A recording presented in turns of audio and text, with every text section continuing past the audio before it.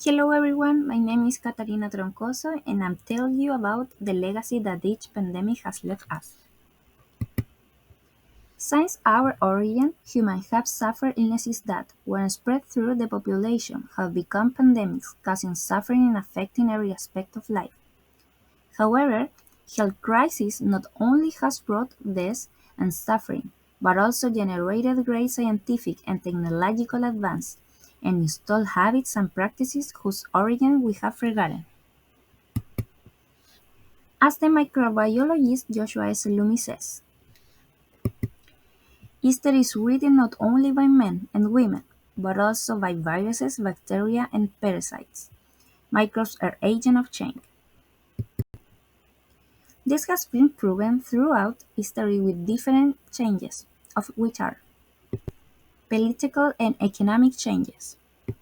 For example, at the time of the Roman Empire, the show-up of Antonine plague, which was the first documented pandemic in human history. This plague caused the weakening of the empire due to the deaths of between 5 and 10 million people. Later it was the main cause of the fall of the Roman Empire. The second great pandemic was the Black Death. This contributed to the weakening of the feudalism. It is estimated that between 80 and 200 million people died, and that it killed the 30% of the European population. And another example would be the coccoliths epidemic that occurred in Mexico, which was produced by the arrival of Spanish explorers and settlers. It was estimated that there were between 15 and 30 million indigenous people, and only 2 million indigenous people survived.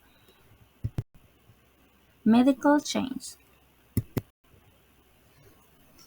As a response to the Black Death, quarantine was created. This was the first form of institutionalized public health.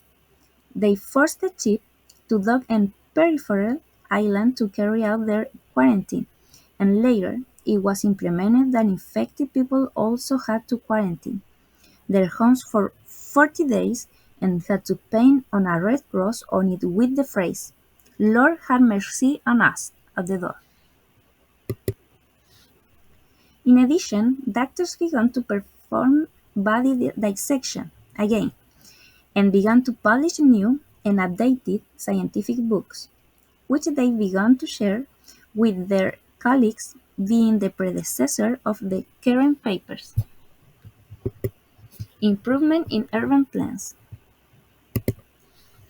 Diseases such as yellow fever, cholera, and smallpox led to new measures such as cleaning of large cities, regular garbage disposal, improved water system, after it was discovered that cholera was not transmitted through the air as previously thought but through contaminated water, and new sewage systems. New hygiene habits. During and after the yellow fever outbreak, people changed the way they greeted each other.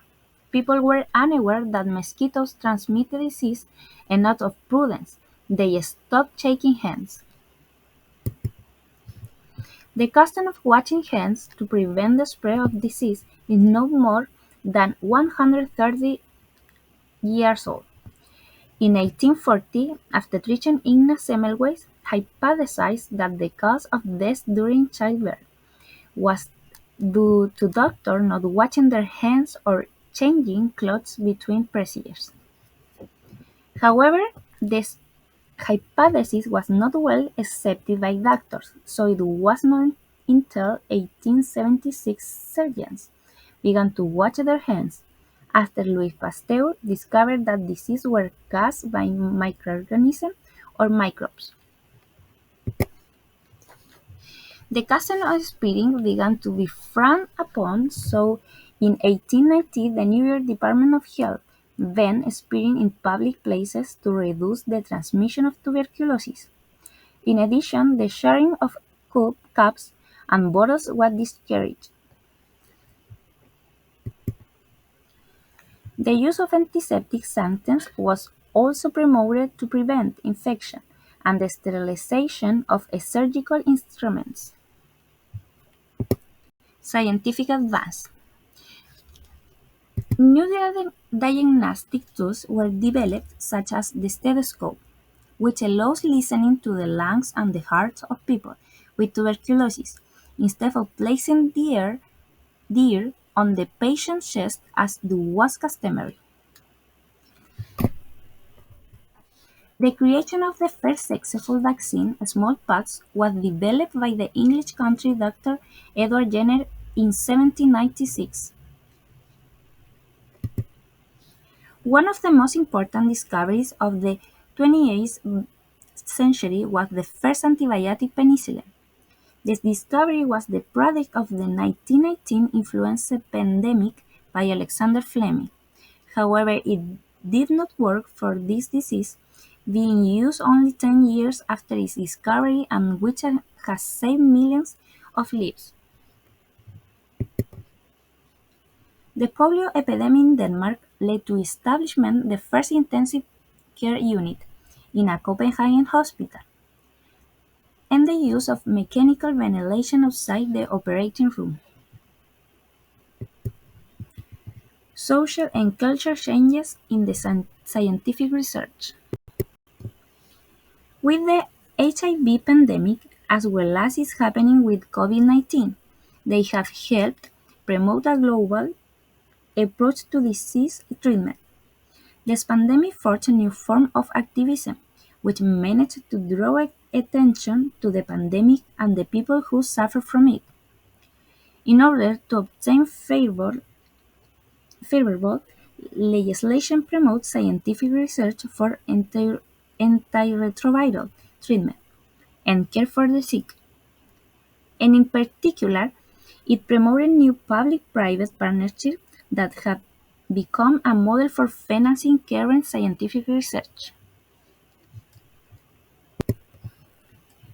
Conclusion.